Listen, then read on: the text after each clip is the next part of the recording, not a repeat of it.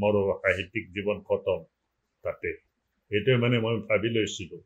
আৰু মই লিখাও নাছিলোঁ মোৰ সাহিত্যিক জীৱন ক'বলৈ গ'লে এতিয়া বহুতে কয় 50 বছৰৰ পৰা লিখি আছোঁ কিন্তু 50 বছৰ মই নেৰানেপেৰাভাৱে লিখা নাই ক'বলৈ গ'লে 2015 পৰাহে মই এতিয়া সাহিত্য কৰ্মত হাত দিছোঁ বুলি ক'ব পাৰোঁ স্কুলবিলাকত ল'ৰা ছোৱালীবিলাকক মানে অসমীয়া ল'বলৈ নিদি তেওঁলোকে সংস্কৃত ভাষা ল'বলৈ দিছে এতিয়া সেই ল'ৰা ছোৱালীবিলাকে আমি পোৱা নাই সেই ল'ৰা ছোৱালীবিলাকে এতিয়া মানে ডাঙৰ হৈছে কিবা হৈছে তেওঁলোকে কয় আমাক এইটো সংস্কৃত পঢ়াই একো লাভ নাছিল আমাক অসমীয়া পঢ়াব লাগিছে সেই অনুভৱটো তেওঁলোকৰ মই দেখিছোঁ বহুত মানে কৈ থাকে মানুহবিলাকে এটা ভাষা যেতিয়া বিলুপ্ত হৈ যায় এটা জাতি বিলুপ্ত পায় এইটো জাতিৰ প্ৰাণটো বিলুপ্ত হৈ মানে খতম হৈ যোৱাৰ সমান গতিকে এনেকুৱা এটা মানে পৰিস্থিতি আমি পৃথিৱীৰ যিসকল সংখ্যালঘু মানুহ আছে সকলোৱে আমি সেই বিপদটো আমি সন্মুখীন হৈ আছোঁ যেতিয়া আত্মজীৱনী লিখা হয় তেতিয়া আমি ভাবি লওঁ আচলতে সেইজন মানুহৰ আত্মজীৱনী হয় কিন্তু সেই আত্মজীৱনীৰ মাজত বহুতো মানুহৰ কাহিনী লুকাই আছে আচলতে সমাজখনৰ এখন ছবি ঠাইখনৰ এখন ছবি তো সেইবিলাকক বাদ দিতো আমি মানুহ নহয় মোৰ ভাই ককাই মোৰ মা দেউতা বাদ দি মই মানুহ নহয় মই অকলে মানুহ নহয় মই অকলে কথা লিখিব নোৱাৰোঁ মই মোৰ মাৰ কথা লিখিব লাগিব মোৰ দেউতাৰ কথা লিখিব লাগিব ভাই ভনীবিলাকৰ কথা লিখিব লাগিব বন্ধু বান্ধৱীবিলাকৰ গাঁৱৰ মানুহবিলাকৰ কথা লিখিব লাগিব মোৰ শিক্ষকৰ কথা লিখিব লাগিব সকলোৰে কথা লিখিব লাগিব যাক যাক লগ পাইছোঁ সকলোৰে কথা লিখিব লাগিব গতিকে তেওঁলোকৰো কাহিনী হয়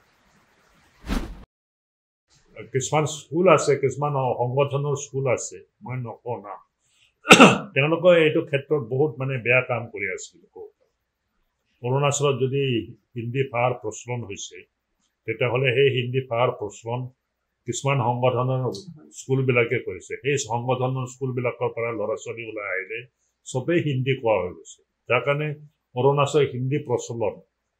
সেইটো কাৰণে বাঢ়ি গ'ল নমস্কাৰ মই প্ৰাণজিৎ ডেকা বুক বাইট পডকাষ্টলৈ আপোনালোকক স্বাগতম জনাইছোঁ আমাৰ আজিৰ অনুষ্ঠানলৈ আমি এগৰাকী অতিথিক আমন্ত্ৰণ কৰি আনিছোঁ তেখেতে মনে প্ৰাণে অসম আৰু অসমীয়াক ভাল পায় তেখেতৰ জন্মভূমি অসমীয়া নহয় তেখেতৰ মাতৃভাষা অসমীয়া নহয় কিন্তু তেখেতে ভাবে যে তেখেতৰ উপজা ঠাইখন অসমক বাদ দি সম্পূৰ্ণ হ'ব নোৱাৰে আৰু তেখেত মানুহজন অসমীয়া ভাষাক বাদ দি সম্পূৰ্ণ হ'ব নোৱাৰে তেনেকৈ অসমীয়া ভাষা সাহিত্যও তেখেতক বাদ দি অসম্পূৰ্ণ অসম আৰু অসমীয়াক লৈ তেখেতৰ হৃদয় সদায় মুখৰ হৈ থাকে আজি আমি অতিথি হিচাপে আমন্ত্ৰণ কৰি আনিছোঁ মৌন ওঠ মুখৰ হৃদয়ৰ স্ৰষ্টা য়াছে দৰ্জে থংচিক ধন্যবাদ ছাৰ মই প্ৰথমতে মই মুখনিত এটা কথা কৈছোঁ যে আপুনি স্থানান্তৰত কৈছে যে অসমক বাদ দি আপোনাৰ জন্মভূমি অৰুণাচল সম্পূৰ্ণ হ'ব নোৱাৰে এই কথাটো ছাৰ আপুনি কিদৰে মানে আপুনি কিয় তেনেকৈ ভাবে আৰু ইয়াৰ ব্যাখ্যা কেনেকৈ দিয়ে ছাৰ অসমক বাদ দি অৰুণাচলৰ সম্পূৰ্ণ হ'ব নোৱাৰে এইকাৰণে কৈছোঁ যে অৰুণাচলৰ জন্ম অসমৰ বুকুতে অতীতৰ পৰা অসমৰ লগত অৰুণাচলৰ কাৰ সম্বন্ধ আছিলে আহোম দিনৰ পৰা হয়তো তাৰ আগৰ দিনৰ পৰাই অসমৰ লগত অৰুণাচল মানুহৰ অহা যোৱা আছিলে বেপাৰ বাণিজ্য আছিলে আৰু আমি জনাত অসমৰ মোগলৰ লগত যুদ্ধৰ সময়তো অৰুণাচলৰ আদি নিচি জনজাতিসকলে অসম ৰজাক সহায়ো কৰিছিলে গতিকে অসমৰ বুৰঞ্জীত যেতিয়া আমি অসম বুৰঞ্জী পঢ়িবলৈ যাওঁ তেতিয়া দেখা পাওঁ অৰুণাচলৰ সেই আগৰ দিনৰ উল্লেখ বহুত আছে নগা মানুহৰ উল্লেখ আছে আবৰৰ উল্লেখ আছে ডপলাৰ উল্লেখ আছে পুতিয়াৰ উল্লেখ আছে সেইবিলাক অৰুণাচলৰে মানুহ আছে আজি নাম সলনি হৈছে জনজাতিসকলৰ নামবিলাক সলনি হৈছে কিন্তু মানুহবিলাক সেই একেই আছে আৰু এতিয়া তো আমাৰ মাজত সম্বন্ধ আৰু সুদৃঢ় হৈছে অসম আৰু অৰুণাচলৰ সম্পৰ্কটো আজি এক এৰাব নোৱাৰা অৱস্থাত আছে কাৰণ অসমক বাদ দি অৰুণাচলৰ কথা ভাবিব নোৱাৰে আৰু অসমো অৰুণাচলৰ ওপৰত ভালেখিনি ডিপেণ্ডেণ্ট কাৰণ অসমৰ বস্তু যদি আটাইতকৈ ভাল মাৰ্কেট যদি আছে তেতিয়াহ'লে অৰুণাচলে আছে অসমত উৎপাদিত শাক পাচলি কণী অসমত উৎপাদিত পহু চৰাই এইবিলাক আৰু লগতে অসমত উৎপাদিত যিমান বয় বস্তু আছে সেইবিলাক চব আটাইতকৈ বেছি খুব সম্ভৱ অসমৰ পাছতে অৰুণাচলত বিক্ৰী গতিকে আৰু আজিকালি বিয়া বাৰুৰ যোগেদি নানা ধৰণৰ সম্পৰ্কৰ যোগেদি সাংস্কৃতিক আদান প্ৰদানৰ যোগেদি বেপাৰ বাণিজ্যৰ যোগেদি সম্পৰ্কটো আৰু সুদৃঢ় হৈ গৈছে ছাৰ এতিয়াৰ যিখিনি আমাৰ নতুন প্ৰজন্মৰ ল'ৰা ছোৱালী এই নতুন প্ৰজন্মৰ ল'ৰা ছোৱালীখিনিয়ে এটা কথা ভাবি আচৰিত হয় যে আপুনি গোটেই জীৱনটো অসমীয়া ভাষাতে সাহিত্য চৰ্চা কৰিছে কাৰণ এতিয়া এনেকুৱা হৈছে এতিয়া নতুন জেনেৰেশ্যনে তেওঁলোকে ভাবি নাপায় যে অৰুণাচলত জন্ম হোৱা লোক এজনে আমি আপোনাক জানো যে আপুনি আচলতে অৰুণাচলী অসমীয়া গতিকে কিন্তু আমি সেই কথাখিনি জানো কিন্তু এতিয়াৰ জেনেৰেশ্যনখিনি সেইটো তেওঁলোকে ভাবি আচৰিত হয় যে আপুনি কেনেকৈ আপুনি অসমীয়া ক'ব পাৰে ঠিক আছে কিন্তু অসমীয়া ভাষাতে আপুনি লিখিছে বা সেইটো আপোনাৰ এটা পৰিস্থিতি এই কথাটো ছাৰ অসমীয়া ভাষাত লিখা বা সাহিত্য চৰ্চাৰ কথাটো ছাৰ কেনেকৈ আৰম্ভণি কেনেকৈ চাওক আচলতে অৰুণাচলত আগতে অসমীয়া শিক্ষাৰ মাধ্যম আছিল অসমৰ অৰুণাচলৰ মানুহে তেতিয়া নেফাৰ মানুহে আগতে অৰুণাচলক নেফা বুলি কোৱা হৈছিল নেফাৰ মানুহে অসমীয়াৰ বাহিৰে বেলেগ ভাষা জনা নাছিল হিন্দী ভাষা জনা নাছিল ইংলিছ ভাষা জনাৰ কথাটো প্ৰশ্নই নুঠে গতিকে সেই সময়ত যেতিয়া নেফাত শিক্ষা প্ৰচলন আৰম্ভ হ'বলৈ আৰম্ভ কৰিছিলে তেতিয়া নেফা প্ৰশাসনে ভাৰত চৰকাৰে পদক্ষেপ লৈছিল নেফাৰ মানুহক যদি শিক্ষাত আওতাত আনিব লাগে শিক্ষা দিব লাগে তেতিয়াহ'লে অসমীয়া ভাষাৰ মাধ্যমেদিহে দিব লাগে কাৰণ নেফাৰটো নিজৰ কোনো লিখিত ভাষা নাছিলে উমৈহতীয়া ভাষাও নাছিলে গতিকে অৰুণাচলৰ কাৰণে উমৈহতীয়া ভাষা যদি ক'বলৈ কয় টিংকা ফ্ৰেংকা বুলি ক'বলৈ কয় তেতিয়াহ'লে অসমীয়া ভাষাই আছে আমি বেলেগ বেলেগ জনজাতিৰ মানুহৰ মাজত যেতিয়া কথা ক'বলৈ হয় তেতিয়াহ'লে অসমীয়া ভাষাই ব্যৱহাৰ কৰিছে অৰুণাচলৰ কোনো মানে ভাষা তেনেকৈ নিজৰ আদান প্ৰদানৰ কাৰণে ব্যৱহাৰ হোৱা নাছিল গতিকে অসমীয়া ভাষাটো আছিল দেৱভাষাৰ দৰে নেফাৰ মানুহৰ কাৰণে গতিকে শিক্ষাৰ মাধ্যমো অসমীয়াতে আৰম্ভণি কৰিছিলে কিন্তু পাছত গৈ 1972 শিক্ষাৰ মাধ্যম ইংৰাজী কৰা হ'ল তাৰপিছত স্বাভাৱিকতে যেতিয়া অৰুণাচলত শিক্ষাৰ মাধ্যম অসমীয়া আছিলে শিক্ষকসকল অসমীয়া আছিলে আনকি যিসকল বঙালী শিক্ষক আহিছিলে যিসকল মাদ্ৰাজী শিক্ষক আহিছিলে তেওঁলোকেও অৰুণাচলৰ ল'ৰা ছোৱালী অসমীয়া শিকি অসমীয়াতে শিকাব লগা হৈছিল মানে তেওঁলোকে প্ৰথমতে অসমীয়া শিকি লৈছিল হয় অসমীয়া শিকি ল'ব লগা পৰিছিলে আৰু অসমীয়াতে মানে পঢ়াব লগা হৈছিল ধৰি লওক এইটো অষ্টমমান শ্ৰেণীৰ পৰা এইটো কিছুমান বিষয় ইংৰাজীত পঢ়োৱা হৈছিলে গতিকে সেই বিষয় শিক্ষকসকলে ধৰি লওক হিষ্ট্ৰীৰ বিষয় শিক্ষক বা কেমিষ্ট্ৰিৰ বিষয় শিক্ষক ফিজিক্সৰ বিষয় শিক্ষক তেওঁলোকে ইংৰাজীত পঢ়াৰ পাছত অসমীয়াত ল'ৰা ছোৱালীবিলাকক বুজাব লগা হৈছিল গতিকে অসমীয়াই আছিলে এনেকুৱা এটা ভাষা যিটো ভাষা অৰুণাচলৰ মানুহে বুজি পাইছিল সেই তেতিয়া নেফাৰ মানুহে বুজি পাইছিল স্বাভাৱিকতে তেতিয়া সাহিত্য চৰ্চা এটাও আৰম্ভণি হৈছিলে শিক্ষকসকলে ল'ৰা ছোৱালীক লিখিবলৈ উদগনি দিছিলে আৰু আপুনি ছাৰ ভাষা হিচাপে অসমীয়াটোৱে প্ৰথম শিকিছে আমি অসমীয়া প্ৰথমতে শিকিছোঁ আমাৰ নিজৰ মাতৃভাষাৰ পাছত অসমীয়া প্ৰথম শিকিছোঁ তেতিয়া ছাৰ আপোনাৰ মাতৃভাষাৰ লিপিটো কি আছিলে ছাৰ মাতৃভাষাৰ তেতিয়া আমাৰ মাতৃভাষাৰ কোনো অৰুণাচলৰ ক'তো একো লিপি নাছিলে যদিও কোৱা হয় মনপাসকলৰ লিপি আছে খামতিসকলৰ লিপি আছিলে সেইবিলাক লিপি কেৱল পুৰোহিতসকলেহে লামাসকলেহে ব্যৱহাৰ কৰিছিল কমন মানুহে কেতিয়াও ব্যৱহাৰ কৰা নাছিল তাৰমানে আপুনি ছাৰ প্ৰথম আখৰ লিখিছে অসমীয়াত আমি মানে আৰে আৰম্ভ কৰিছোঁ লিখিবলৈ আৰু ক কচু আম এইবিলাকৰ পৰাইতো আৰম্ভণি কৰিছোঁ তেনেকৈ আৰম্ভণি তেনেকৈ আৰম্ভ ছাৰ এই আপুনি কৈছে বা আপোনাৰ আমি জানো যে আপোনাৰ জন্ম হৈছে নেফাৰ কামেং সীমান্ত বিভাগৰ বৰ্তমান অৰুণাচল প্ৰদেশৰ পশ্চিম কামেং জিলাৰ জগঙত আপোনাৰ জন্ম মই শুনিছোঁ আপুনি কোনোবা এটা সাক্ষাৎকাৰত কৈছে এটা সৰু এখন নদীৰ পাৰত আপোনালোকৰ গাঁওখন খুব সামান্য কেইঘৰমান মানুহ আছিলে 7-8ঘৰ মানুহ সেই গাঁওখনৰ স্মৃতি ছাৰ আপুনি কেনেকৈ কঢ়িয়াই লৈ ফুৰিছে গাঁওখনৰ স্মৃতি সদায় মনৰ মাজত সজীৱ হৈ আছে আজি যিখন আমি গাঁওখন দেখিছোঁ মানুহবিলাকে অহা যোৱা কৰোঁতে যিখন গাঁও দেখিছে সেইখন গাঁও সেই মই শৈশৱকালত যিটো গাঁও পাইছিলোঁ সেইটো গাঁও নহয় সেই গাঁওখন উঠি গ'ল মানে নাইকিয়া হৈ গ'ল তাৰ ঠাইত ৰাস্তা পদূলি হৈ গ'ল দলং হৈ গ'ল নানা ৰকমৰ এইটো আগৰ পুৰণা যিবিলাক আমাৰ চেৰুপেন আৰ্হিৰ ঘৰবিলাক আছিলে সেইবিলাক এটাও নাইকিয়া হৈ গ'ল তাৰ ঠাইত গঢ়ি উঠিল RCC ঘৰবিলাক আধুনিকতাই মানে পূৰা গাঁওখন গ্ৰাস কৰিলে আৰু গাঁওখন আচলতে যিখন ঠাইত আছিলে সেইটো ঠাইৰ পৰা উঠি আহি মাজত য'ত আমি সৰুতে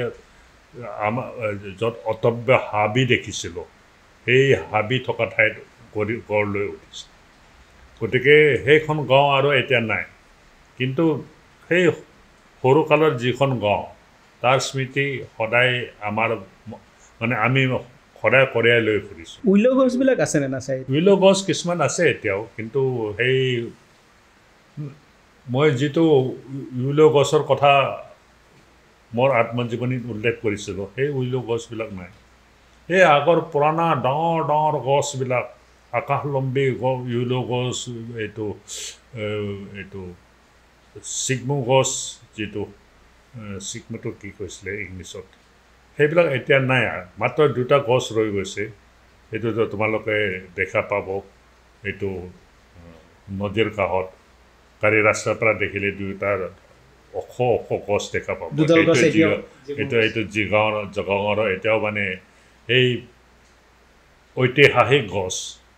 সেই 2টা গছহে ৰৈ গৈছে আৰুতো এই আগৰ গছবিলাক নাই আগৰ মানে ঠাইবিলাক সলনি হৈ গৈছে লেণ্ডস্কেপটো পূৰা সলনি হৈ গৈছে নদী সলনি হৈ গৈছে কাৰণ আগৰ যিটো নদী আছিলে সেই নদীৰ ওপৰত ৰাস্তা খন্দাৰ ফলত বা আধুনিকতাৰ যিটো মানে প্ৰগতিৰ যিটো কাম কৰা হৈছে ইনফ্ৰাষ্ট্ৰাকচাৰ মানে কামবিলাক কৰা হৈছে মাটিবিলাক আহি তাতে নদীত জমা হৈ নদীখনো সলনি হৈ গৈছে নদীৰ দুয়োপাৰে বান্ধ দিয়া হৈছে সেইকাৰণে নদীৰ মানে সেই আগৰ চেপটো নাই আনকি ছাৰ আপুনি কৈছে যে উইল গছৰ তলত এদিন ৰৈ থাকোঁতেই আপুনি উপলব্ধি কৰিছিল যে আপোনাৰ অস্তিত্ব এই পৃথিৱীত আপোনাৰ অস্তিত্ব কিহে আপোনাক সেইটো লৈ আহিছিলে কি মানে এই উইল গছৰ বিশালতাই সেইটো আনিছিল নে মানে কেনেকৈ আপুনি সেই অনুভৱটো আপুনি মানে বৰ্ণনা কৰিব মই নিজকে প্ৰথমবাৰ মোৰ নিজৰ অৱস্থিতি আৱিষ্কাৰ কৰিছিলোঁ সেই উইল গছবিলাকৰ তলত এইটো কিহৰ কাৰণে হৈছিলে কেনেকৈ হৈছিলে এইটো এতিয়া কেনেকৈ ক'ব পাৰিম মই নিজে কিন্তু সেইটো স্মৃতিহে মোৰ মনত আছে যে মই প্ৰথম নিজকে তাতে আৱিষ্কাৰ কৰিছিলোঁ সেইটো স্মৃতি মানে ৰৈ গ'ল আৰু ছাৰ আপোনাৰ আত্মজীৱনীখনৰ নামো দিছে আৰু আপুনি কিবা বিভিন্ন ঠাইত কৈছেও যে আপোনাৰ শৈশৱ আছিল হাঁহি চকুলোৰ শৈশৱ কি ধৰণৰ ছাৰ চকুলো কি তেতিয়া আছিল কি চকুলো আছিলে ছাৰ কিয়নো কিমান কষ্ট পাইছিলোঁ আগতে সৰুকালত হাঁহি আৰু চকুলোৰ শৈশৱত সেইবিলাক উল্লেখ আছে কেনেকৈ মানে আমি কষ্টৰে ডাঙৰ দেখিলোঁ সৰুতে দেউতা ঢুকাইছিল তাৰপিছত ঘৰত নানা ৰকমৰ ট্ৰেজেডি হৈছিলে এজনৰ পাছত এজন আমাৰ আইতাসকল আমাৰ মানুহবিলাক ঘৰৰ মানুহবিলাক ঢুকাইছিল আমি কিমান কষ্ট কৰি ডাঙৰ দীঘল হৈছিলোঁ কাম কৰিছিলোঁ সৰুতে কেনেকৈ মানে সেইবিলাক মানে সকলোতো আছিলে আমি সুখত ডাঙৰ দীঘল হোৱা নাই এইটো কিবা কি কয় আপোনাৰ বিৰাট মানে কিবা কি কয় এই প্ৰাচুৰ্যৰ মাজত আমি ডাঙৰ দীঘল হোৱা নাই আমি অভাৱ দেখিছোঁ আমি অনাহৰে থাকিছোঁ নানা ধৰণৰ এইটো কষ্ট কৰিব লগা হৈছে গতিকে সেইবিলাক যদি দৰিদ্ৰতা আৰু ভৌগোলিক অৱস্থানৰ কাৰণে দৰিদ্ৰতা অকল আমাৰে নহয় অকল মোৰ ঘৰে নহয় প্ৰত্যেক ঘৰৰ অৱস্থা সেই একে ধৰণৰ আছিল কাৰোতো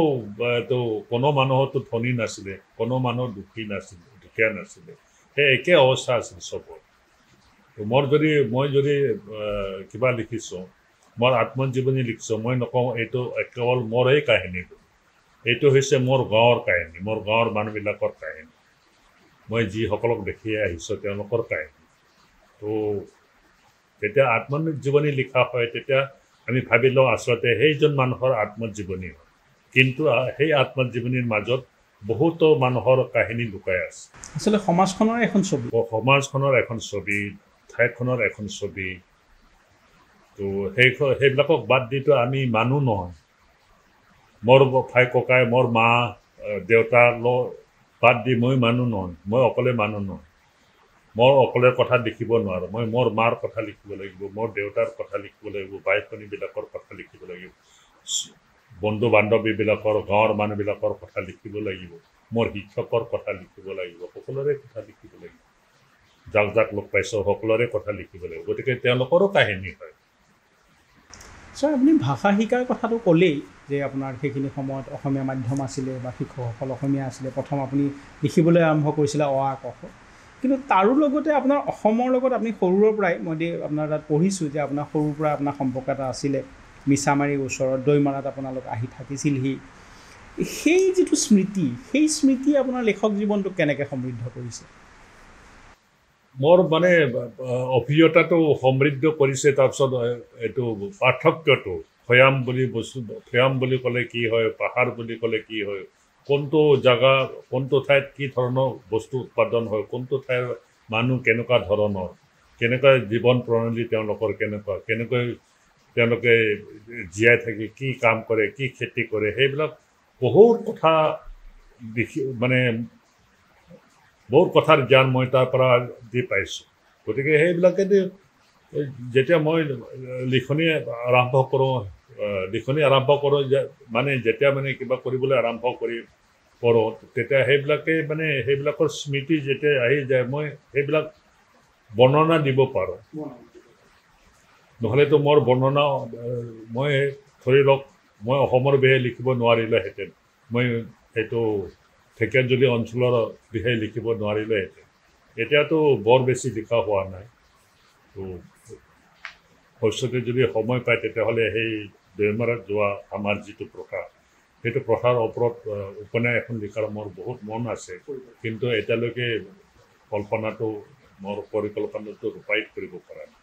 সেই প্ৰথাটো কি আছিলে ছাৰ সেই যিটো আপুনি দৈমাৰাত যিটো আহে আপোনালোকে কৈছে যে আপুনি শীতকালৰ 4 মাহমান সময় আছিলেহি তাৰ মিত্ৰসকলৰ লগত আপোনাৰ বিনিময় হৈছে সেই প্ৰথাটো মানে সেইটো নিৰ্দিষ্ট প্ৰথাই আছিল নে ছাৰ সেইটো কৰি লোৱা ধৰণৰ কেনেকুৱা সেইটো নিৰ্দিষ্ট প্ৰথা আছিল কেনেকৈ সেই প্ৰথা আৰম্ভ হ'ল সেই কথা আমি নাজানো এইটো কথা কোনেও ক'ব নোৱাৰে বহুতে বহুত ধৰণৰ কথা কয় কেনেকৈ আৰম্ভণি হৈছিল তাৰ ওপৰত ৰিঞ্চিন নৰবু বুলি এজন মানুহ আছিলে তেখেত প্ৰথম লিখক চেগুপেনসকলৰ মাজৰ পৰা অৰুণাচলৰে এজন প্ৰথম লিখক আৰু প্ৰথম নাটক অৰুণাচলত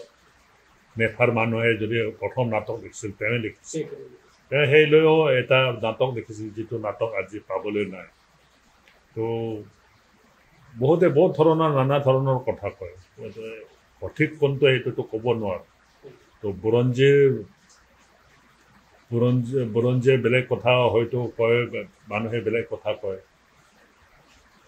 তো নানা ৰকমৰ কিংবদন্তি আছে সেইটোৰ ওপৰত এতিয়া আৰু কোনে প্ৰশ্নবোধক চিন ৰৈ গ'ল কিন্তু আৰু সেইটো ছাৰ এতিয়াতো সময়ৰ সোঁতত সেই ধৰণৰ পৰম্পৰা বা প্ৰথাবিলাকতো নোহোৱাই হ'ল এইটো পৰম্পৰা এইটো নাইকিয়া হৈ গ'ল কাৰণ আগৰ দিনৰ চেটুপেনসকলৰ আমাৰ মাজত দেখিছেই এইটো ধান খেতি নহয় আমি ধানৰ কাৰণে আমাৰ এইটো ভৈয়ামৰ মানুহবিলাকৰ ওচৰত গৈছিলে প্ৰত্যেক পৰিবাৰৰ নিৰ্দিষ্ট পৰিবাৰ আছিলে যিসকলৰ তাত আমি যাওঁ মিতা বুলি কোৱা হয় মিতা বুলি কওঁ বহতীয়া বুলিও কৈছিলে মিতা বুলিও কৈছিলে তেওঁলোকৰ তাত যাওঁ আমি পাৰ্চেল লৈ যাওঁ কিছুমান পাৰ্চেল দিওঁ তেওঁলোকে আমাক ধান দিয়ে নিৰ্দিষ্ট পৰিমাণৰ ধান দিব লাগে ধৰি লওক খৰাৰ হিচাপত তো এটা ঘৰত গ'লো সেই ঘৰৰ মানুহে প্ৰত্যেক বছৰে ধৰি লওক 2 খৰা ধান বা 3 খৰা ধান বা 1 খৰা ধান 1 খৰা ধান মানে প্ৰায় 40 কেজি মান হ'ব কাৰণ 20 কেজি 20 কেজি 2 চাইডত লৈ খৰা লাগে ঠিক তেনেকুৱা নিৰ্দিষ্ট পৰিমাণৰ ধান দিব লগা হৈছিলে আমাক কোৱা হৈছিলে তেওঁলোকে ৰজা বুলি আৰু বহুতে কৈছিলে মানে এইটো পূৰ্বপুৰুষ তেওঁ জাপ্তং বুলি কয় জাপ্তং নামেৰে এজন পূৰ্বপুৰুষ প্ৰবাদ পুৰুষ আছিলে সেই প্ৰবাদ পুৰুষ আকৌ তিব্বতৰ ৰজাৰ ৰাজকুমাৰ আছিলে আৰু তেওঁৰ মাক আছিলে অসমৰ ৰাজকুমাৰী খুব সম্ভৱ এইটো অসমৰ যেতিয়া কোচ ৰজাৰ বা এইটো চুতীয়া ৰজাৰ এইটো ৰাজকুমাৰী হ'ব পাৰে তেনেকুৱা বিয়া হৈছিলে মই এখন কিতাপত পাইছিলোঁ কিতাপখন মই সংগ্ৰহ কৰিবলৈ নহ'ল চটংচেন গনপুৰ মানে 48জন মানে কিবা আছিলে পত্নী আছিলে দুজনী প্ৰধান পত্নীটো আছিলেই এজন তিব্বতৰ পৰা এজন চাইনাৰ পৰা আছিলে এটা এইটো কিবাৰ পৰা আছিলে ফুকুটু দেৱী এইটো নেপালৰ ৰাজকুমাৰী আছিলে প্ৰথমজনী দ্বিতীয়জনী চাইনাৰ আছিলে ৰংচেন চটংচেন গনপুৰ 8ম শতিকাত তো তেওঁৰ আকৌ 48জনী আৰু পত্নী আছিলে উপপত্নী নে পত্নী যিটো কি কয় তাৰ ভিতৰত এজন মানে অসমৰ পৰা গৈছিলে তো তাৰে সন্তান খুব সম্ভৱ জাপ্তং আছিলে আমিতো জানো কওঁ আমিতো মাত্ৰ চটংচেন গনপুৰ আমাৰ কিংবদন্তিৰ মতেতো চটংচেন গনপুৰে অসমৰ ৰাজকুমাৰীক বিয়া কৰাইছে তাৰে সন্তান আছিলে জাপ্তং এই জাপ্তঙৰ সন্তান সন্ততি হৈছে আমি চেটুপেনসকল তো যেতিয়া জাপ্তং আহিলে তেতিয়া অসমৰ ৰজাই তেতিয়া নিজৰ ভাগিন আহিলে বুলি গম পালে এদিন লগ পালে তো জাপ্তংটো তিব্বতৰ পৰা আহি ৰূপাত তেওঁ মানে ৰাজ্য পাতি বসবাস কৰিবলৈ আৰম্ভ কৰিছে তাৰ পৰা আহি অসমৰ ৰজাৰ লগত যেতিয়া কিবা হ'ল তেতিয়া অসমৰ ৰজাই এই ঢেকীয়াজুলি অঞ্চলৰ টেক্সবিলাক লৈ খাবলৈ দিলে অসম বুৰঞ্জীটো কোৱা হয় মানে এইটো কিবা পইচা দিবলৈ কিবা কৰিছিলে এইটো বন্দোবস্ত কিন্তু অসম বুৰঞ্জীত এইবিলাক বস্তু পোৱা নাযায় আমাৰ কিংবদন্তিত পোৱা যায় তো সেইটোকে আমি মানে এই পৰিবাৰবিলাকক আমি মানে প্ৰত্যেক পৰিবাৰে ভাগ কৰি লৈছিলোঁ ধৰি লওক আমাৰ পৰিবাৰ আছিলে আমাৰ যিবিলাক মিতা আছিলে বা বহতীয়া আছিলে তাৰ ভিতৰত ৰাভা আছিলে বড়ো আছিলে অসমীয়া আছিলে আমাৰ কিবাবিলাক এতিয়া ৰাক্ষসমাৰীত আছিলে বালিগাঁও বুলি গাঁও এখন আছে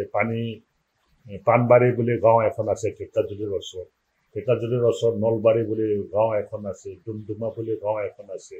ৰোটাৰ ওচৰত ফালুকমাৰী ওৰাঙৰ ওচৰত এইটো কি নাম আছিলে এনেকুৱা গাঁওবিলাকত আমাৰো আছিলে বহুত আছিলে তেনেকুৱা মিতা পৰিবাৰ আৰু আমি মানে যাওঁ এবাৰ মাত্ৰ নহয় দুবাৰত থাকি এনেকুৱাবিলাকৰ ওচৰত যাওঁ গৈ তেওঁলোকে আমাক এইবিলাক বস্তু দিয়ে আমি শুকান জলকীয়া শুকান মূলা দিওঁ আমাৰ ফালৰ পৰা যি দিয়ে বহুত কম বস্তু কিন্তু তেওঁলোকে যিখিনি ধৰা বন্ধা যিটো পৰিমাণৰ ধান দিব লাগে সেই ধানটো আমাক দিছে এনেকুৱা কৰি কিবা কৰিছে কিন্তু কালক্ৰমত যেতিয়া ব্ৰিটিছ আহিলে তেতিয়া কনফ্লিক্টটো লাগিল ছাৰ আপোনাৰ হেৰি ক্ষেত্ৰত আপুনি জিগাঁও LP স্কুলত আপুনি প্ৰাইমেৰী শিক্ষা ল'লে তাৰপিছত ছাৰ বমদিলা হায়াৰ ছেকেণ্ডেৰীত আপুনি হায়াৰ ছেকেণ্ডেৰীলৈ পঢ়িলে নহয় জানো বমদিলা তাৰপিছত আপুনি কটন কলেজলৈ আহিলে কটন কলেজত আহি আপুনি অসমীয়াত মেজৰলৈ পঢ়িলে তাৰপিছত গুৱাহাটী ইউনিভাৰ্চিটিত আপুনি অসমীয়া স্নাতকোত্তৰ ডিগ্ৰী এই তেতিয়াৰ যিটো ছাৰ গুৱাহাটীৰ যিটো পৰিৱেশ বা আপুনি কটন কলেজত পঢ়িছে গুৱাহাটী বিশ্ববিদ্যালয়ত পঢ়িছে সেই পৰিৱেশটোৱে বা সেই সময়খিনিয়ে আপোনাৰ এই লেখক জীৱনটোক আপোনাক জীপাল কৰি তুলিছিল বা সেই আপুনি কেনেধৰণে অনুপ্ৰাণিত হৈছিল ছাৰ অসমীয়া ভাষা কিতাপ পঢ়িবলৈ বহুত আৰম্ভ কৰিছিলোঁ অসমীয়া ভাষা শিকিবলৈ আৰম্ভ কৰিছিলোঁ যিটো বমদিলা হায়াৰ ছেকেণ্ডেৰী স্কুলৰ সময়ত পঢ়া নাছিলোঁ সেইটো কাৰণে মই মানে অসমীয়া ভাষা লিখিবলৈ অসমীয়া ভাষাত পঢ়াৰ কাৰণে অসমীয়া সাহিত্য ইমান এইটো মানে গভীৰভাৱে অধ্যয়ন কৰিবলৈ কিবা পোৱাৰ কাৰণে নিশ্চয় মোৰ সাহিত্যিক জীৱনত এইটো বহুত অৰিহণা যোগাইছে নহ'লে মই হয়তো ইমান ভালদৰে লিখিব বা অসমীয়া ভাষাৰ ওপৰত মোৰ দখলটো একেবাৰে কম হ'ল আৰু ইয়াতে বিভিন্ন লোকৰ সান্নিধ্যলৈ আহিছে আপুনি তেওঁলোকক লগো পাইছে তেওঁলোকক পোনপটীয়াকৈ লগ পাইছে সাহিত্যিক মহান সাহিত্যিকসকলৰ সান্নিধ্যটোৰো লৈ আহিছে আপোনাৰ স্কুলীয়া জীৱনত এটা বৰ ৰসাল ঘটনা ঘটিছিল আপুনি খুব একেবাৰে বৰ্ণনা কৰিছে মই ভাবোঁ যে আমাৰ নতুন প্ৰজন্মৰ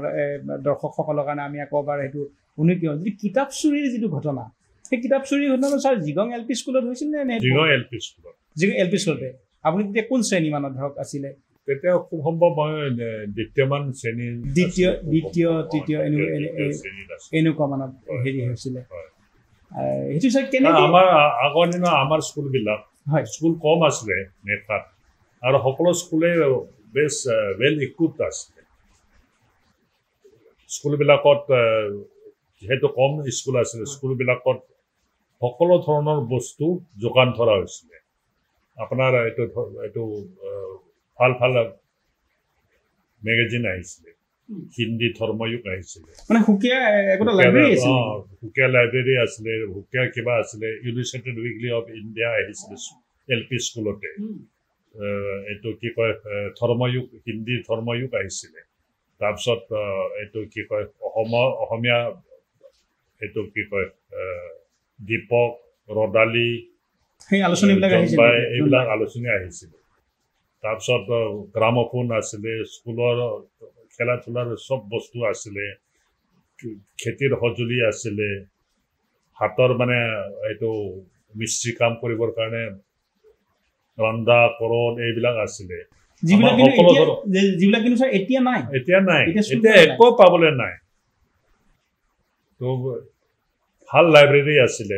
ধুনীয়া লাইব্ৰেৰী আছিলে আমাক মানে সকলো ধৰণৰ পৰা শিক্ষা দিছিলে শিক্ষকসকলো খুব সম্ভৱ সকলো ফালে এক্সপাৰ্ট আছে নাই সেইটো চাই এক্সপাৰ্ট নহ'লেও কমচে কম প্ৰাথমিক জ্ঞানখিনি আছিলে খেলা ধূলা কৰিবলৈ শিকাইছিলে নাচ গান কৰিবলৈ শিকাইছিলে এইটো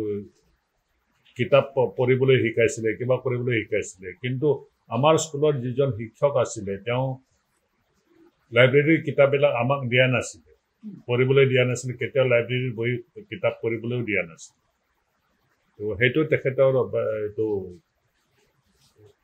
কি কয় ড্ৰবেক বুলি ক'ব পাৰি যিটো পঢ়া উচিত আছিলে তেওঁ পঢ়া নাছিলে কিন্তু মোৰ কিতাপৰ প্ৰতি পঢ়াৰ প্ৰতি বহুত আগ্ৰহ আছিলে সেইকাৰণে মই কিতাপ লৈ যাওঁ পঢ়োঁ বিশেষকৈ বহুত হিন্দী কিতাপ পঢ়িলোঁ হিন্দী যদিও স্কুলত শিকা নাছিলোঁ এনেই মানে ককাইদেউৰ পৰা শিকি এইটো মই হিন্দী পঢ়িব পৰা হৈছিলোঁ যদিও একো বুজি পোৱা নাছিলোঁ পঢ়ি এনেই ভাল লাগিছিলে অসমীয়া কিতাপ বহুত পঢ়িলোঁ অসমীয়া কিতাপ পঢ়ি প্ৰায় শেষে কৰিলোঁ সৰু সৰু ল'ৰা ছোৱালীবিলাকৰ কিতাপ যেনেকৈ টুনি তাৰপিছত তেনেকুৱা এইটো অশোক সম্ৰাট আকবৰ এনেকুৱা মানে এইবিলাক কিতাপ লাচিত বৰফুকন ইত্যাদি বহুত কিতাপ আছে এইবিলাক পঢ়া শেষ কৰি হিন্দী কিতাপ পঢ়িলোঁ পঢ়ি মানে লৈ আনো পঢ়োঁ তাৰপিছত উভতাই মানে থৈ দিওঁ লাইব্ৰেৰীত কাৰণ স্কুলৰ পৰা যেতিয়া মানে ছুটি হয় তেতিয়া আমি ছাৰৰ কাৰণে দূৰৰ পৰা পানী আনি ৰাখি দিব লাগে হাবিৰ পৰা এইটো কি কয় খৰি আনি জমা কৰিব লাগে তাৰ পাছতহে ছুটি যোৱা ৰাতিপুৱা গৈ আকৌ ছাৰৰ বাচন বৰ্তন ধুব লাগে ফুলৰ বাগান কৰিব লাগে এইটো খেতি কৰিব লাগে বা এইটো কিবা শাক পাচলিৰ খেতি কৰিব লাগে ৰাতিপুৱা গৈ মানে অকল পঢ়াটোৱে কাম নাছিল অকল পঢ়াটোৱে কাম নাছিলে তাৰপিছত খেলা ধূলা কৰিব লাগে শনিবাৰে শনিবাৰে নাচ গান কৰিব লাগে সকলো ফালৰ পৰা আমাক শিক্ষা দিছিল তো তেনেকুৱাতে সুবিধা পাইছিলোঁ কিতাপটো আনিবৰ কাৰণে পঢ়িছিলোঁ কিতাপ নিদিয়াৰ কাৰণে আপুনি ভাবিলে যে মই ইয়াৰ পৰা আছে যেতিয়া লৈ যাওঁ আৰু পঢ়ো তাৰপিছত প্ৰায় থৈ দিওঁ তেনেকুৱা কৰি পঢ়িবলৈ মানে কিবা কৰিছিলোঁ মই কিতাপবিলাক তেনেকৈ পঢ়িছিলোঁ এদিন ধৰা পৰিল তাৰপিছত আৰু শাস্তি পালোঁ তাৰপিছত চাগে আপুনি গোটেইখিনি আপুনি পঢ়িবলৈ পোৱা হ'ল চাগে সেই ঘটনাটোৰ পিছত তাৰপিছততো পঢ়িবলৈ পাইছোঁ বুলি মোৰ মনত পৰা নাই কাৰণ দুখ লাগিছিল আৰু কিতাপ নপঢ়ো বুলি ভাবি লৈছিলোঁ তাৰপিছত ছাৰ আপুনি লিখিবলৈ কেতিয়া আৰম্ভ কৰিলে কাৰণ আপুনি জোনবাই এটা কবিতা লিখা বুলি আমি জানিছোঁ আপোনাৰ প্ৰথম লিখা জোনবাই সেই জোনবাই কেতিয়া লিখিছিলে স্কুলত থাকোঁতে লিখিছিলোঁ স্কুলত এতিয়া জোনবাই এখন পাই মই দেখিছোঁ তাত নৱম মান বুলি লিখা আছে গতিকে নৱম মান শ্ৰেণী থাকোঁতে লিখিছিলোঁ খুব সম্ভৱ তো কিন্তু তাৰ আগতে লিখা মেলা কৰিছিলোঁ কাৰণ ৰচনা প্ৰতিযোগিতা হয় স্কুলত তো ৰচনা প্ৰতিযোগিতাত যোগদান কৰি মই সদায় ফাৰ্ষ্ট প্ৰাইজ পাইছিলোঁ আনকি লগৰবিলাকক কেতিয়াবা ৰচনা লিখিও দিছিলোঁ নিজৰ ওপৰত লোককো লিখি দিছিলোঁ কেতিয়াবা মই নিজে নিলিখোঁ সিহঁতক লিখি দি সিহঁতক পুৰস্কাৰ ল'বলৈ দিওঁ তো তেনেকুৱা এইবিলাক চলি আছিলে তাৰপিছত ক্লাছ 10-11 মানৰ পৰা বিশেষকৈ নাটক লিখিবলৈ আৰম্ভ কৰিলোঁ নাটক লিখিছিলে তেতিয়া আৰু সেই নাটকবিলাক তাত কৰিছিলোঁ নেকি স্কুলত নাটকবিলাক কৰিছিলে কাৰণ তেতিয়া কি আছিলে আমাৰ তাত কোনো সাংস্কৃতিক দল নাছিলে আৰু বমদিলাটো জানে বমদিলা হৈছে গাঁওবিলাকৰ পৰা বহুত দূৰত বমদিলা একেবাৰে গাঁওবিলাক ৰূপা গাঁওখন আটাইতকৈ ওচৰ গাঁও বংশু গাঁওখন আটাইতকৈ ওচৰ গাঁও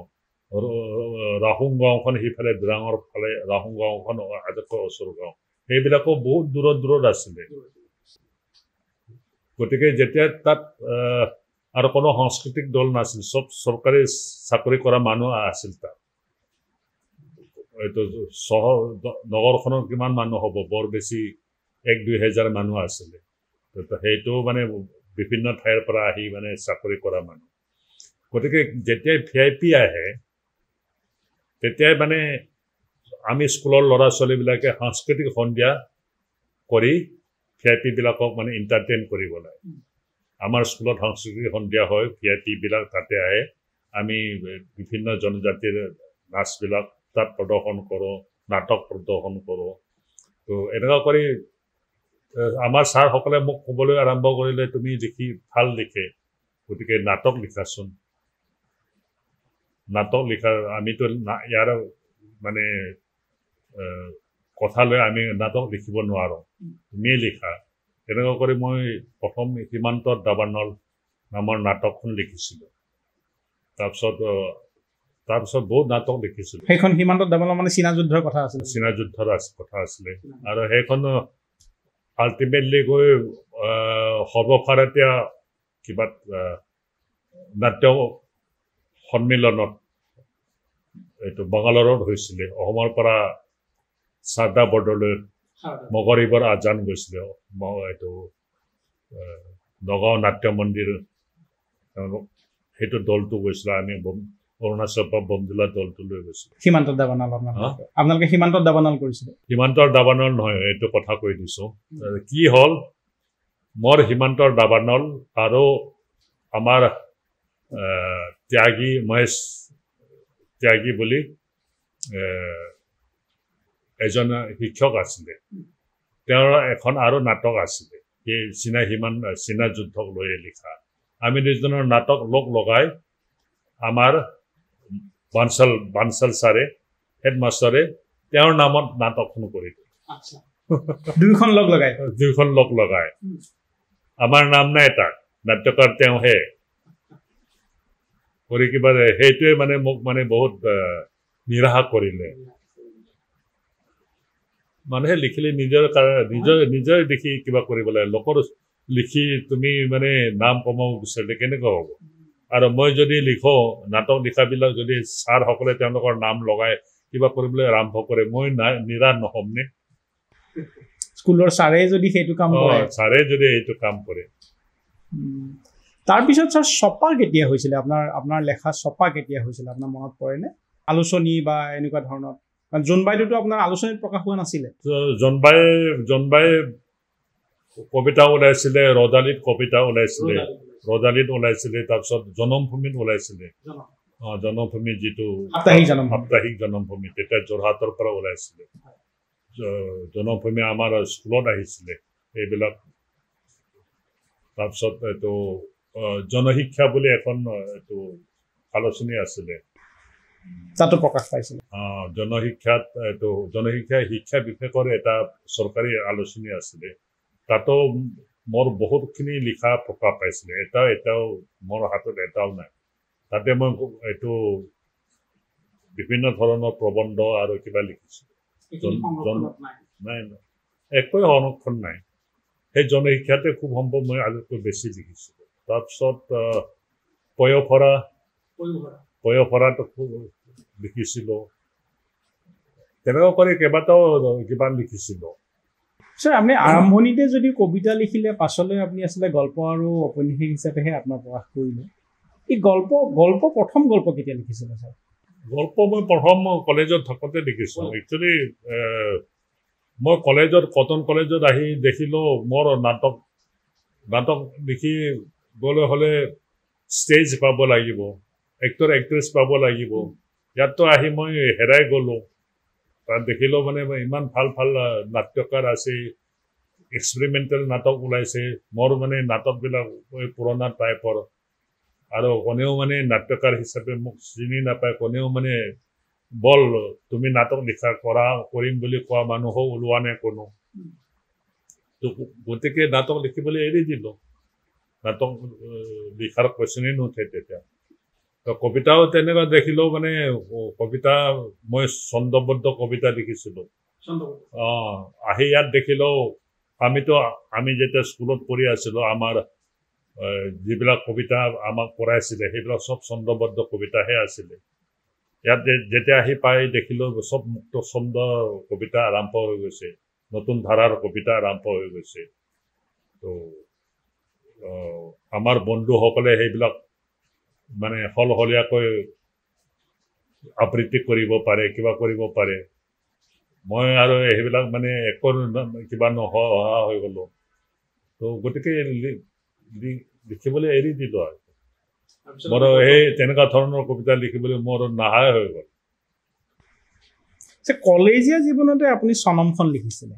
আপুনি কৈছে যে হোমেন বৰগোহাঞি আপোনাক নীলাচলৰ পাতত লিখিবৰ কাৰণে আপোনাৰ অনুৰোধ কৰিছে চনমখন আপুনি লিখিলে চনমখন প্ৰকাশ পালে আকৌ কিতাপ হিচাপে 1981 চনত প্ৰকাশ পালে সেইখন কিতাপ খুব জনপ্ৰিয় হৈছিলে আপোনাৰ উপন্যাস হিচাপে কিন্তু ছাৰ এই একেখন উপন্যাসকে আপুনি পৰিৱৰ্ধিত ৰূপ দি প্ৰকাশ কৰিলে 2005 চনত এটা সুদীৰ্ঘ সময়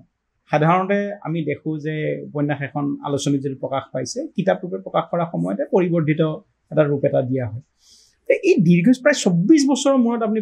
পৰিৱৰ্ধিত সংস্কৰণ প্ৰকাশ কৰিছে 24 বছৰ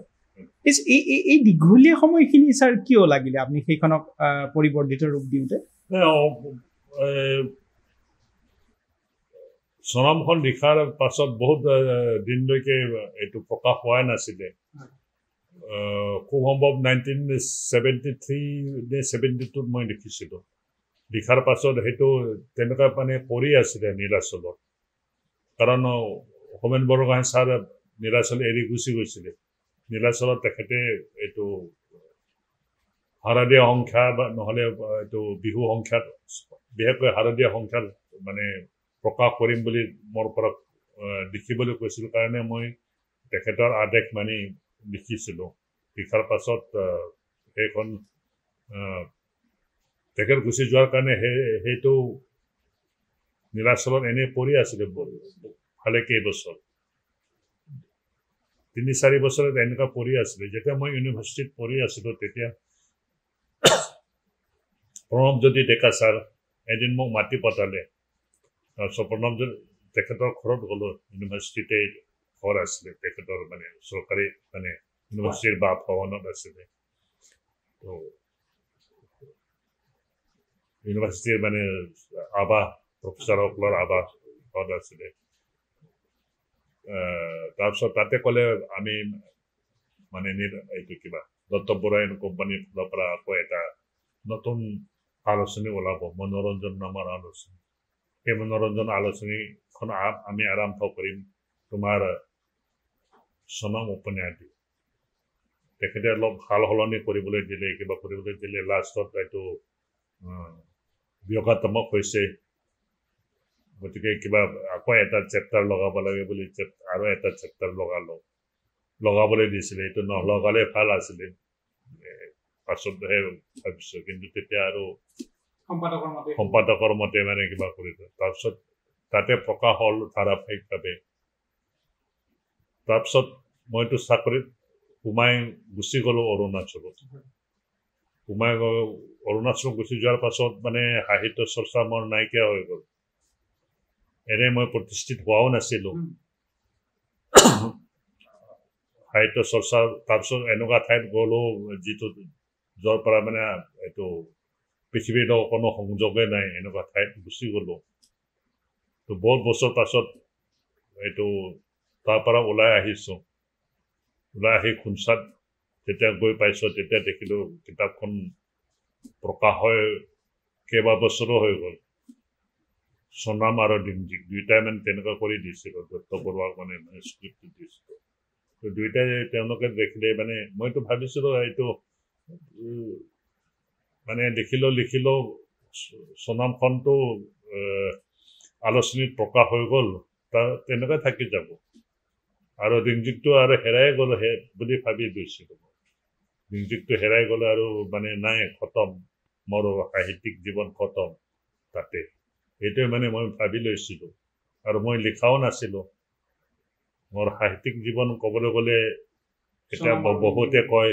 50 বছৰৰ পৰা লিখি আছো কিন্তু 50 বছৰ মই নেৰানেপেৰাভাৱে লিখা নাই ক'বলৈ গ'লে 2015 পৰাহে মই এতিয়া সাহিত্য কৰ্মত হাত দিছো বুলি ক'ব পাৰি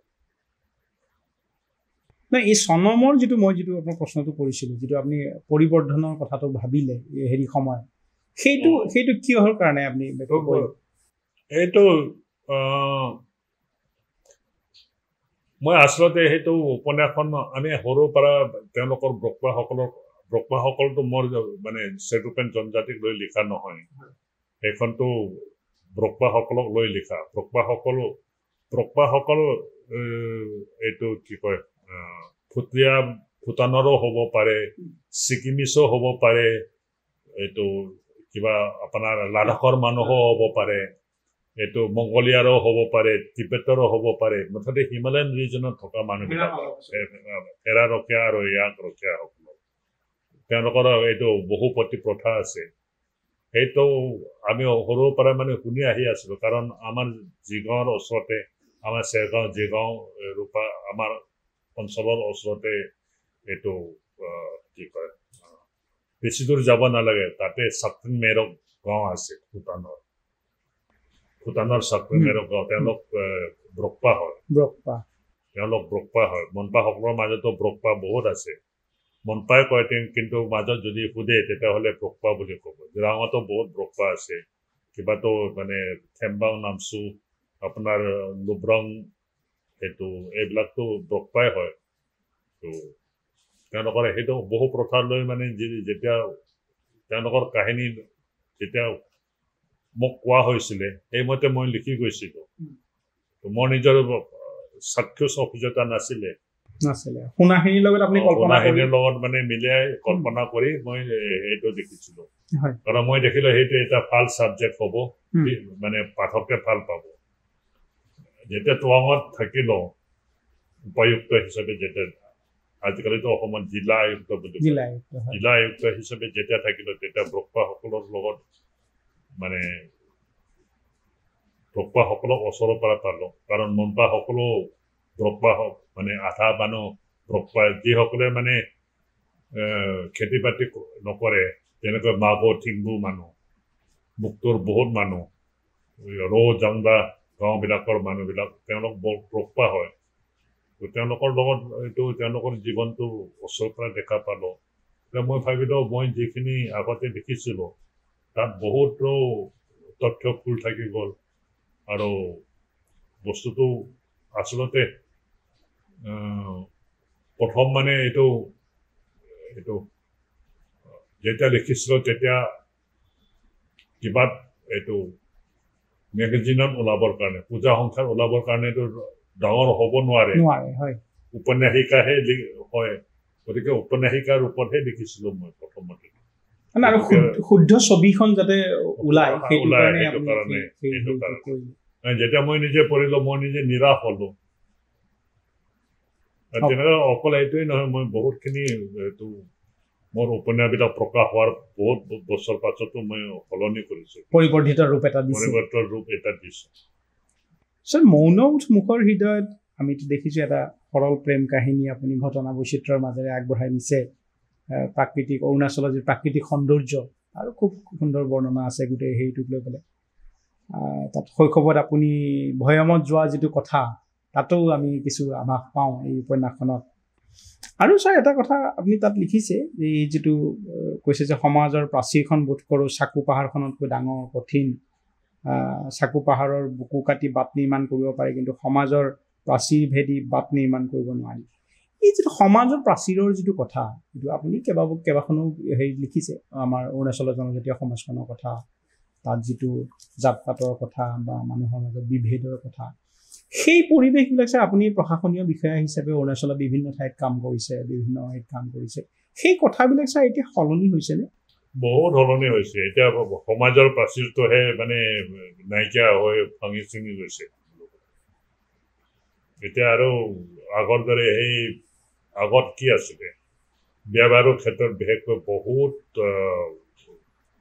কিবা ৰীতি নীতি মানা হৈছিলে নিজৰ জাতৰ বাহিৰত কাকো বিয়া কৰাব নোৱাৰে ইভেন একেটা ধৰি লওক অসমীয়া সমাজতো একে অসমীয়া সমাজ হয় কিন্তু অসমীয়া সমাজৰ মাজতো ক'ত কলিতা ক'ত ব্ৰাহ্মণে কলিতাক বিয়া কৰাব নোৱাৰে বা মানে কোচক বিয়া কৰাব নোৱাৰে মানে হিন্দুৱে মুছলমানক বিয়া কৰাব নোৱাৰে কিমান মানে জাত পাতৰ প্ৰাচীৰ আছে অৰুণাচলতো আমাৰ ধৰি লওক মানে একেটা জনজাতিৰ মাজত আমাৰ মাজতো বেলেগ ভাষা বেলেগ জাতিৰ মানে ছোৱালী বিয়া কৰাব বাদেই দিয়া নিজৰ জনজাতিৰ মাজতো এইটো কোন জাতৰ লগত কোন ঘৰৰ লগত বিয়া কৰাব পাৰে তাৰ ধৰাবন্ধা নিয়ম আছিলে তাৰ বাহিৰত যাব নোৱাৰিছিল তো সেইটো প্ৰসংগত এইখন উপন্যাসত সেইটো প্ৰসংগত কিন্তু এতিয়া সেই পৰিৱেশ সলনি হৈছে তাত মই দেখিছোঁ যে আপুনি ধৰক খবৰ পতা মানুহ বা এনেকুৱা সেইবিলাক তাত আপুনি দেখিছে যে মৃত্যুক লৈ মৃত্যু সংস্কাৰৰ কথা সাও সপনি গালি গালাজ এই মঙল চোৱাৰ কথা ভূত পেটৰ বিশ্বাস এই যিটো মঙল চোৱাৰ কথা ভূত পেটৰ বিশ্বাস এইটোতো এটা ধৰক লোক সংস্কৃতিৰে এটা অংগৰ নিচিনা হৈ পৰিছে পূজা পাতলটো তেনেকুৱা ধৰণৰ কথা কিন্তু ইয়াৰ লগত সেই অন্ধবিশ্বাসৰ কথা এটাও ধৰক ক'ৰবাত জড়িত হৈ থাকে অন্ধবিশ্বাসৰ কথাটো কেতিয়াবা ক'ৰবাত জড়িত হৈ থাকে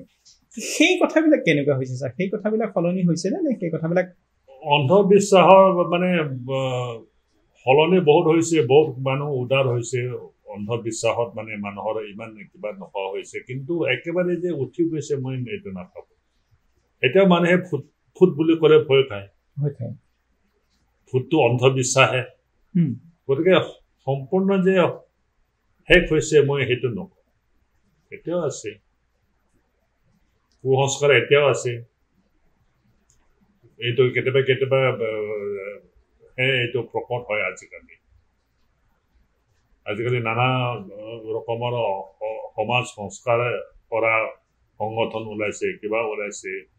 গতিকে তেওঁলোকে অহৰহভাৱে সেইবিলাকৰ বিৰুদ্ধে আৰু চৰকাৰেও সেইবিলাকৰ বিৰুদ্ধে প্ৰচাৰ চলাই আছে তথাপিও মানুহৰ মাজৰ মনৰ পৰা যে পুৰা কুসংস্কাৰ আঁতৰি গৈছে বা এইটো কি কয় অন্ধবিশ্বাস আঁতৰি গৈছে এইটো সম্ভৱ হোৱা নাই নহ'লে এতিয়াও জাত পাত লৈ কিয় ইভেন আজিকালি কেতিয়াবা বেছিহে দেখা পাওঁ জাত পাত লৈ পলিটিক্স আৰম্ভ হৈছে সেইটো আৰু এটা বিড়ম্বনাৰ কথা আৰু মানে এইটো আমি এইটো বিশেষকৈ আমাৰ নৰ্থ ইষ্টাৰ্ণ ৰিজনত জাত পাত লৈ আমাৰ মাজত বৰ বেছি বিশেষ একো নাই কিন্তু বংগাল পাৰ কৰিলে বংগাললৈকে নাই বুলি আমি ক'ব পাৰোঁ তাৰ পাছৰ পৰাতো বিহাৰৰ ফালেতো আৰু পুৰা বিহাৰ আৰম্ভ কৰি ফালেতো পুৰা মানে কিবা হৈ গৈছে আৰু সেইবিলাক ইয়াতো কিছু আহি গৈছে বুলি ক'ব পাৰি ছাৰ এই মৃত্যু সংস্কাৰৰ কথা প্ৰসংগতে আপুনি ধৰক এখন কিতাপেই কৰিছে যে এখন খুব পঠিত কিতাপ শৱকতা মানুহ মনপাসকলৰ যিটো এটা হেৰি প্ৰথা সেইটোতো ছাৰ এতিয়াও চলিয়ে আছে নহয় জানো আপুনি মাজতে লিখিছে যে আপোনাৰ কোনোবা এজন বয়সীয়া মানুহে কৈছে যে মোৰ নদীত যোৱাৰ সময় হ'ল সেই কথাটো সেইটো তেওঁলোকৰ আচলতে পৰম্পৰাৰে এটা অংশৰ নিচিনা নহয় জানো কিন্তু এতিয়া সকলো ক্ষেত্ৰত সেইটোৱেই হয়নে ছাৰ মানে মনপাসকলৰ ক্ষেত্ৰত প্ৰায় সকলো ক্ষেত্ৰতে হয় মই এতিয়ালৈকে বিশেষকৈ টুৱাঙৰ মানে ক্ষেত্ৰত মই মাত্ৰ এজন মানুহকহে দেখিছোঁ এজন মানুহ নহয় দুজন মানুহ বুলি ক'ব পাৰি তেওঁলোক বহুত ডাঙৰ মানুহ সেইকাৰণে তেওঁলোকক মানে খৰি দিয়া হৈছে আৰু খৰি দিয়াৰ নিয়মো বহুত বেলেগ ধৰণৰ তেওঁলোকক খৰি দিয়া হয় এইটো কিবাৰ মাজত এইটো কি কয় চৰ্টেন বনাই লয় মন্দিৰ একদম মানে কিবা কৰি লৈ তাৰ ভিতৰত সোমাই মানে কিবা কৰে এই মন্দিৰে হৈ যায় যাৰ ভিতৰত মানে কিবা হয় বহুত ডাঙৰ মানুহকহে মানে তেনেকুৱা কৰে বাকীবিলাকতো আমাৰ অৰুণাচলৰ চিফ মিনিষ্টাৰৰ মা মৰিছে যোৱা বছৰ তাৰ আগৰ বছৰ তেওঁকো মানে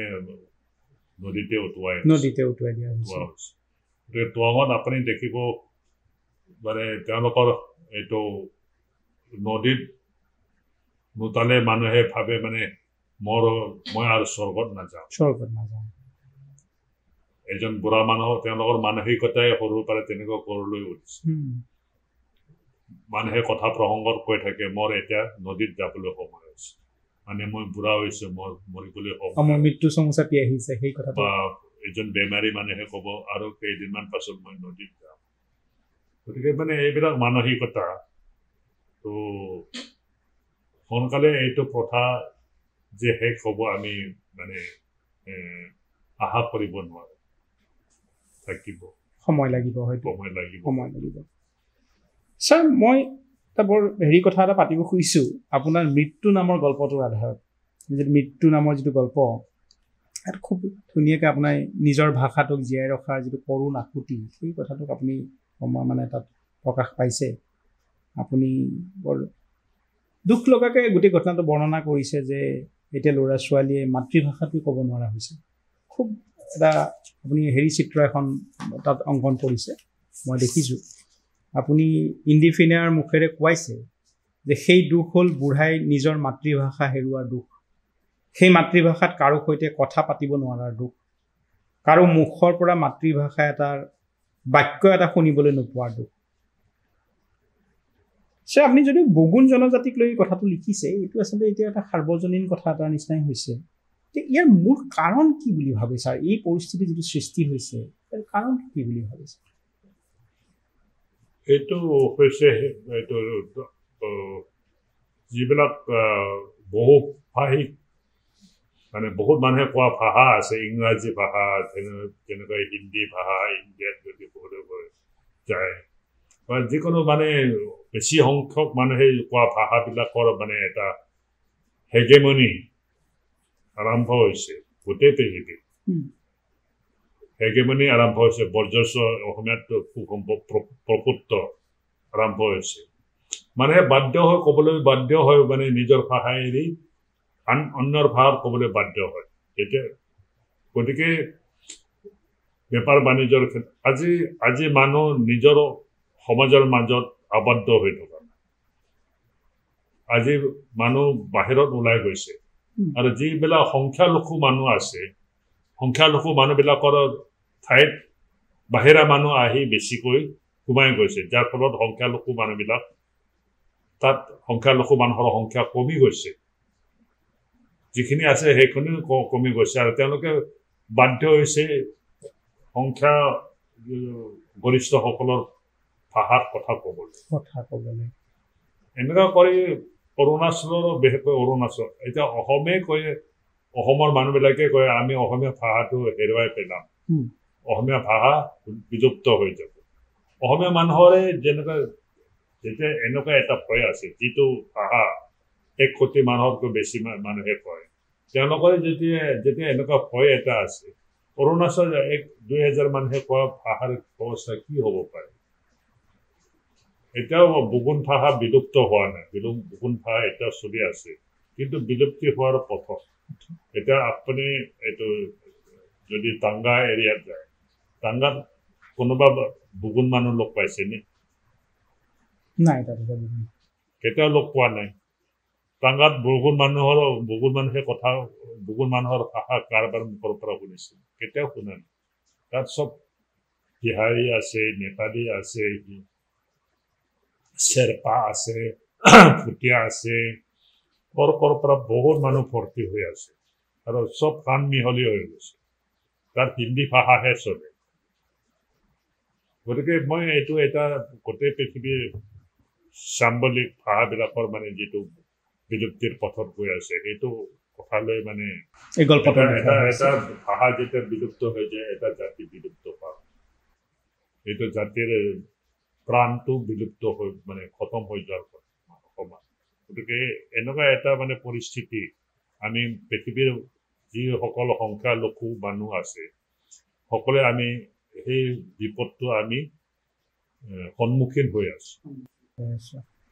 আপুনি ছাৰ কৈছে নিজে যে আমাৰ অসমীয়া ভাষাক লৈ যিটো এটা আমি আশংকা কৰোঁ বুগুন ভাষাক লৈ বুলিয়ে নহয় এইটোৰ ছাৰ অৱসানৰ উপায় কেনেকুৱা আপুনি কি ধৰণে আমাক ছাজেষ্ট কৰিব খোজে মানুহক কাৰণ আমাৰ ভাষাখিনি জীয়াই থাকিব লাগিব অসমীয়া ভাষা দুৰ্বল হৈ যাব নোৱাৰে তাৰ সঠিক পন্থা কি হ'ব জীয়াই ৰাখিবৰ কাৰণে সঠিক পন্থা কি হ'ব কি পন্থা গ্ৰহণ কৰিলে জীয়াই ৰাখিব পাৰিব সেইটো কোৱাটো বহুত দিগদাৰ কথা আজি ডিজিটেলৰ যুগ হৈছে যদি ৰেকৰ্ড কৰি ৰাখিব পাৰে কিবা কৰি ৰাখিব পাৰে সেইটো তেনেকুৱা কৰিলে ভাল হয় বিশেষকৈ যি সংখ্যালঘু যিবিলাক মানুহ আছে তেওঁলোকৰ ভাষাৰ কোনো মানে লিপি নাই সেই ভাষাত কোনো কিতাপ নাই গতিকে অৰুণাচল চৰকাৰে এতিয়া খুব ভাল কাম এটা কৰি আছে প্ৰত্যেক জনজাতিক নিজৰ ভাষাৰ মানে স্ক্ৰিপ্ট এইটো লিপি উদ্ভাৱন কৰিবলৈ দিছে চৰকাৰে সেইটো লৈ উদ্যোগ লৈছে ভাল উদ্যোগ লৈছে আৰু সেইবিলাক আকৌ মানে এইটো তাত পাঠ্যপুস্তক লিখিবলৈ দি আছে তো পাঠ্যপুস্তক লিখাৰ পাছত সেই পাঠ্যপুস্তকবিলাকক লৈ হৈ যোৱাৰ পাছত স্কুলবিলাকত নিজৰ এলেকাৰ স্কুলবিলাক এতিয়া বুগুনসকলৰ এলেকাৰ বুগুন ভাষা থাৰ্ড লেংগুৱেজ হিচাপে পঢ়ে নিজৰ স্ক্ৰিপ্ট এটা হ'ব নিজৰ লেংগুৱেজ মানে ভাষাত মানে পঢ়াব তো ইয়ং জেনেৰেশ্যন নতুন প্ৰজন্মই যদি ল'ৰা ছোৱালীবিলাকে যদি নপঢ়ে তেতিয়াহ'লে তেওঁলোকে মাত্ৰ মুখৰ পৰা মানে তেওঁলোকে এতিয়া নিজৰ ভাষা ক'ব নোৱাৰা হৈ গৈছে স্কুলৰ পৰা আহিলে মা দেউতাৰ লগত হিন্দীতে কথা কয় কিছুমান স্কুল আছে কিছুমান সংগঠনৰ স্কুল আছে মই নকওঁ না তেওঁলোকে এইটো ক্ষেত্ৰত বহুত মানে বেয়া কাম কৰি আছিল অৰুণাচলত যদি হিন্দী ভাষাৰ প্ৰচলন হৈছে তেতিয়াহ'লে সেই হিন্দী ভাষাৰ প্ৰচলন কিছুমান সংগঠনৰ স্কুলবিলাকে কৰিছে সেই সংগঠনৰ স্কুলবিলাকৰ পৰা ল'ৰা ছোৱালী ওলাই আহিলে চবেই হিন্দী কোৱা হৈ গৈছে যাৰ কাৰণে অৰুণাচল হিন্দী প্ৰচলন সেইটো কাৰণে বাঢ়ি গ'ল মানে এখন এতিয়া হিন্দী ভাষী ৰাজ্যত পৰিণত হৈছে হিন্দী ভাষী ৰাজ্যত পৰিণত হৈ গ'ল যিটো 72 লৈকে অসমীয়া ভাষী আছিল 1990 লৈকে 92 লৈকে মানে অসমীয়া ভাষা চলি আছিলে মই এটা কথা কওঁ মই চেপাত পোষ্টিং আছিলোঁ এতিয়া অতিৰিক্ত উপায়ুক্ত হিচাপে পোষ্টিং আছিল চবেই অসমীয়াৰ কথা কয় মিটিং সভা সমিতিবিলাকৰ অসমীয়া কথা কয় তাৰপিছত মই বহুত বছৰ চেপা এৰিলোঁ বিশেষকৈ মই তেতিয়া পূব ফালে গুচি গ'লোঁ তিৰাপ জাংলং তেজু এইটো ৰয়িং সেইফালে গুচি গ'লোঁ তাৰপিছত ইটানগৰত আহিলোঁ ইটানগৰতো তেতিয়া হিন্দী চলিবলৈ আৰম্ভ কৰিছে কিন্তু পূবফালেতো অসমীয়া ভালদৰে চলি আছিলে তাৰপিছত যেতিয়া মই 2004 চেপাত গুচি গ'লোঁ মানুহে দেখোন পূৰা হিন্দী কোৱা হৈ গ'ল যিবিলাক মানুহৰ লগত আমি অসমীয়াত কথা পাতিছিলোঁ আমি অসমীয়া ক'লে তেওঁলোকে হিন্দীত কোৱা হয় মানে 10-15 বছৰতে সেই 10-15 বছৰতে মানে চেঞ্জ হৈ গ'ল বস্তুবিলাক তো কেনেকৈ ইমান সোনকালে পৰিৱৰ্তন হৈ গ'ল আমিও ভাবি নাপাওঁ যিবিলাক মানুহে অসমীয়া কোৱাটো তেওঁলোকৰ অভ্যাস আছিলে মুখৰ পৰা হিন্দী কথা নোলাইছিল সিহঁতৰ মুখৰ পৰা অসমীয়া ভাষা নোলোৱা হৈ গ'ল কিয় হৈ গ'ল ভাবি নাপাওঁ সেইটো ছাৰ এতিয়া আকৌ অসম্ভৱ নে সেই আকৌ সেই ধৰক অৰুণাচলী মানুহেও অসমীয়া পঢ়িব অসমীয়াত ক'ব সেই পৰিৱেশ এটা কিবা সম্ভাৱনা বহুতে অনুভৱ কৰে যে আমি অসমীয়া পঢ়াটো উচিত বুলি বহুতে অনুভৱ কৰে কিন্তু কিমান দূৰ আগবাঢ়ি আহিব সেইটোহে সন্দেহৰ ভাবে মনত বহুতে ভাবে ধৰি লওক এইটো যেতিয়া অৰুণাচল যেতিয়া ইংৰাজী মাধ্যম প্ৰচলন কৰা হৈছিল তেতিয়া মানে 3টা ভাষাৰ এইটো চৰকাৰে 3টা ভাষাৰ এইটো কি কয় পলিচি লৈছিলে প্ৰথম ইংলিছ মিডিয়াম ছেকেণ্ড নেশ্যনেল ৰাষ্ট্ৰভাষা হিচাপে হিন্দীটো কম্পালচৰি কৰি দিছিল থাৰ্ড হয় সংস্কৃত ল'বা নহয় অসমীয়া ল'বা অপশ্যন আছিলে অসমীয়া ভাষা একেবাৰে স্কুলবিলাকৰ পৰা উঠি যোৱা নাই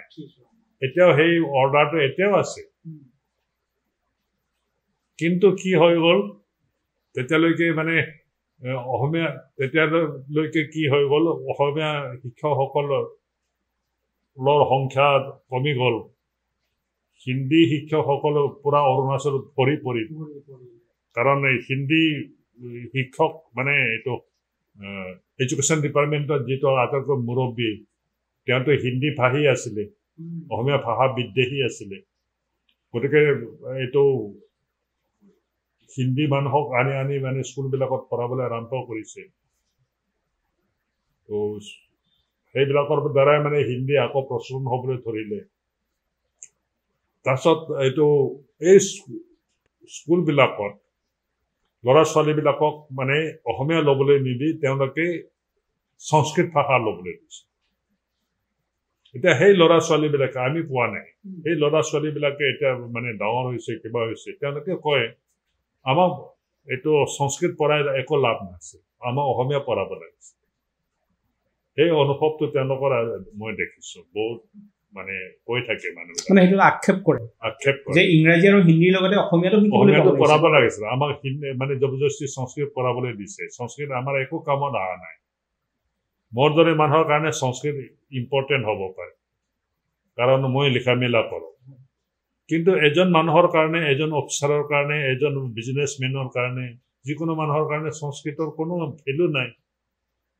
বৰং চুবুৰীয়া ৰাজ্য অসমীয়া যদি শিকোৱাহেঁতেন তেওঁলোকে অসমীয়া ক'ব পাৰিলেহেঁতেন অসমত আহি অসমৰ বিজনেছটো অসমৰ লগতে কৰিব লাগিব কিবা এটা বস্তু কিনিবলৈ হ'লে গুৱাহাটীতহে আহিব লাগিব কিবা এটা কৰিবলৈ হ'লে অসমতহে আহিব লাগিব গতিকে অসমীয়া ভাষা শিকা হ'লে কিমান ভাল আছিল তেওঁলোকে আক্ষেপ কৰে সেই ধৰণে মানে কোনে কি কৰিলে বস্তুবিলাক অট'মেটিকেলি হ'বলৈ আৰম্ভ কৰেতো পৰিৱেশ এটা ক্ৰিয়েট হৈ যায় কিবা হৈ যায় তো ঠিক তেনেকুৱা কৰি মানে ক্ৰমান্বয়ে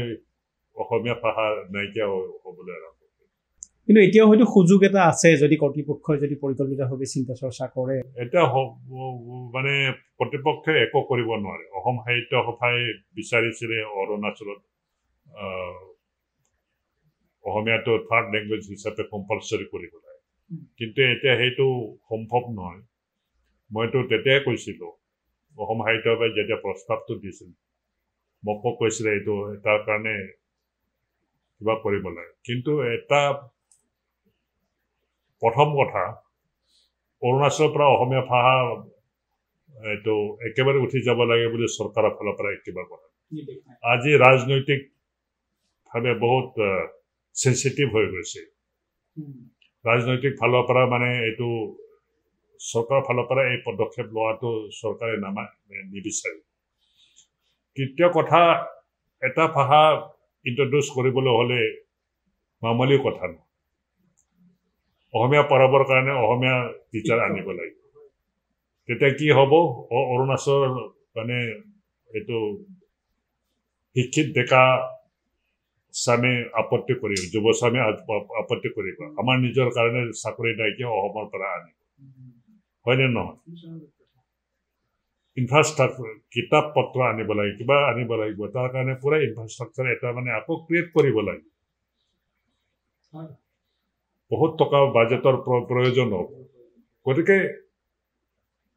ডিমাণ্ড কৰা ইজি কোৱাটো ইজি কিন্তু চৰকাৰৰ পক্ষৰ পৰা কাম কৰাটো বা মোৰ পক্ষৰ পৰা বা কাৰোবাৰ পক্ষৰ পৰা কিবা এটা তেনেকুৱা ধৰণৰ পদক্ষেপ লোৱাটো ইজি নহয় জটিল কথা ইজি নহয় সেইবিলাক কথা যদি নুবুজে মাত্ৰ আৱেগত যদি কৈ দিয়ে মানে কৰিব লাগে কিবা কৰিব লাগে এইটোৰ দ্বাৰা নহয় ন যেতিয়া আমি কোনো আচলতে ৰিজাল্ট নাপাম এই গোটেই হেৰি ল'বলৈ চ' আমি আমাৰ আলোচনা শেষৰ ফালে আহিছোঁ মই এটা প্ৰশ্ন এটা কৰিব খুজিছোঁ আপোনাৰ লেখক জীৱনক লৈ পেলাই আমি সাধাৰণতে কওঁ যে আমাৰ পাঠকসকলতকৈ লেখকসকল অলপ বেছি অনুভূতিপ্ৰৱণ হয় আপোনাৰ ক্ষেত্ৰত কথাটো কেনেকুৱা মানে মই এইটো এইকাৰণেই সুধিব খুজিছোঁ এই প্ৰশ্নটো যে মই এটা কথা জানিব খুজিছোঁ যে মানুহ হিচাপে এছে দৰ্জে থংচি আৰু লেখক হিচাপে এছে দৰ্জে থংচি এই দুজন মানুহৰ মাজত বা দুটা সত্তাৰ মাজত প্ৰভেদটো ক'ত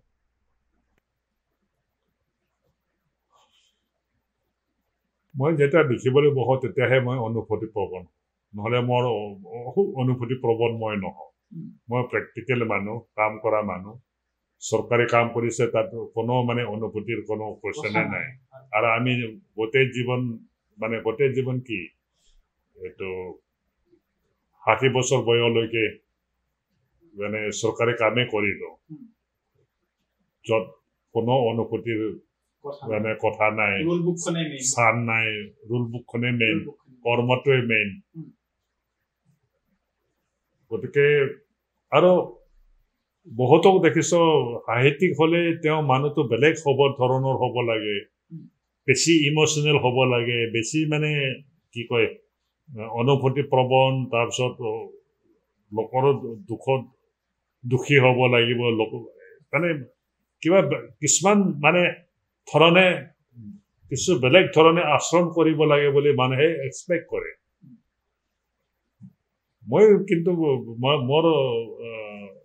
মই তেনেকুৱা আচৰণ নকৰোঁ ইনফেক্ট মই লিখক হিচাপে মই লুকাইহে থাকোঁ আৰু লিখক হিচাপে মই নিজকে পৰিচয় দিয়াও নাছিল আগতে এতিয়া আৰু চবেই জানি হৈ গ'ল মই পৰিচয় দিয়া নিদিয়া ডাঙৰ এতিয়াতো কিবা নহয় এতিয়া লুকাই থাকিব নোৱাৰে কিন্তু আগতে মই নিজকে লিখক হিচাপে পৰিচয় দিয়াই নাছিলোঁ আৰু লিখক হিচাপে যিবিলাক লক্ষণ মানুহৰ মানে ফুটি উঠিব লাগে